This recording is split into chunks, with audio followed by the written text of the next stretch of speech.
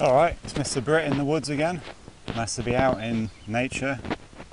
Love the sounds, the ambience, the smells of a forest, and it's just good for clearing the head, getting away from the madness of the real world and the madness that we read about every day on the internet. So first of all, I'd like to say thanks very much to all of my subscribers and everyone who watches my videos, everyone who favourites them, likes them, but most importantly everyone who comments on them. I don't really have time, and it's not really practical to answer every single comment that people leave in my videos. I do try and reply to as many as possible, but I do read them all, and I also read all of my personal messages. So thanks very much to everyone who comments and watches my videos. Been on YouTube for like 3 years now with this account and my old account, and yeah, I'm still doing it. I've never really once been tempted to leave. I'm well aware of the limitations in terms of actually changing anything through doing vlogs on YouTube, but somebody might see some information that leads them to something else and wakes them up, as the cliche goes. And yeah, it's something that I enjoy, making videos, doing vlogs. Have to say as well, thanks to the haters out there and the trolls. It really does amuse me that some guy making videos on YouTube can enrage some people so much that they literally waste lots of their own time ranting at me in the comments or making clone accounts or whatever. And like I said in a recent video, it just makes me stronger really, because I'm not even bothered about it anymore. If you want to waste your time doing that, then go ahead, but you should really look at yourself and wonder what you're doing, because it's a bit silly really. So what's going on in the news? Well, Bin Laden, the Bin Laden story is ongoing. One of his sons has sent a letter to the New York Times, I believe, or it could be the Washington Post, demanding explanation as to why his father was assassinated in this way. Because let's be clear, even if this was Bin Laden, which any right-thinking, logical, critical person doesn't believe it to have been, even if that was Bin Laden, for them to have just cold-bloodedly blown his head off without even trying to apprehend him and take him to a court. If that video is supposed to be Bin Laden, this little old man rocking on the floor, I can't really see this guy posing much of a threat to a Navy SEALs team, can you? So yeah, Bin Laden's son is asking some reasonable questions there. We had that Bin Laden video was just completely ridiculous. I don't know whether you've seen the video of a BBC reporter, Ola Gurin, interviewing locals from the town where Osama bin Laden's compound supposedly was, and she could only find one person who believes that Bin Laden was really in there and was killed.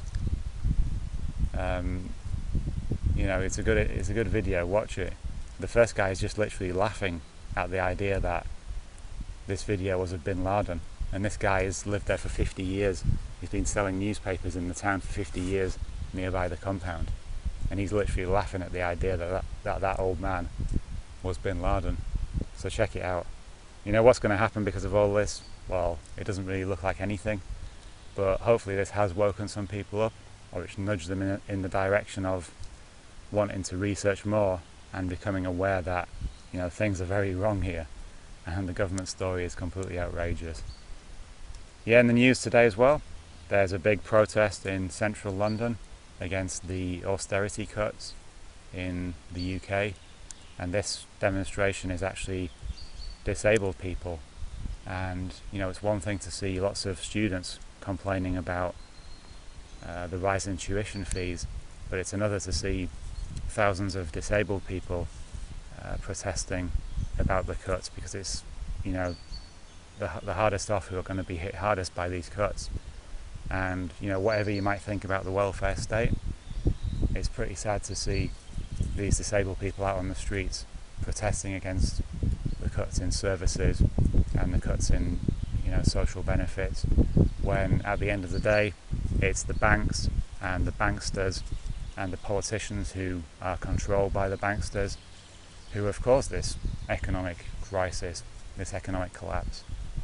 So really, quite sad to see, but all power to them. Hopefully the protests are going to continue, so we can get a real culture of protest going in the UK like they have in Greece. In Greece at the moment there's a massive strike.